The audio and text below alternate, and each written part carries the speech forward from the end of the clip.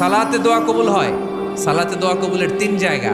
একটা হচ্ছে তাকবীরে তাহরিমার পরে আমরা সানা পড়ি না, আমরা তো একটা পড়ি, আল্লাহর হাবিব সুন্নাহ এবং নফল নামাজে আরো পড়তেন সানা, ওই দোয়া কবুল হয়। দুই নম্বর জায়গা সালাতে সেজদায় পড়ে দোয়া করলে কবুল হয়।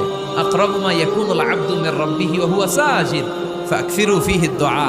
বান্দা যখন সেজদায় লুটিয়ে পড়ে বান্দা আল্লাহর সবচেয়ে কাছে চলে যায়। তা কিন্তু বিশ্বনবী বলে সেজদাটা তোমার রবের কুদরতি পায়ের উপরে পড়েছে। সেজদায় পড়ে দোয়া করেন। সালাম ফিরানোর আগে বিশ্বনবী দোয়া করতেন, লা ইউসাল্লিমান্না আহাদুকুম হাত্তা ইয়াতাআওয়াযা মিন আরবা'a। আল্লাহর হাবিব বললেন, চার জিনিস থেকে পানাহ না আছে আমার কোন উম্মত যেন সালাম না ফিরায়। তারা যেন পড়ে আল্লাহুম্মা ইন্নী আউযু বিকা মিন আযাবিল কবর, আউযু বিকা মিন আযাবি জাহান্নাম, আউযু বিকা মিন ফিতনাতিল মাহইয়া ওয়াল মামাত, আউযু বিকা মিন ফিতনাতিল মাসিহিদ দাজ্জাল।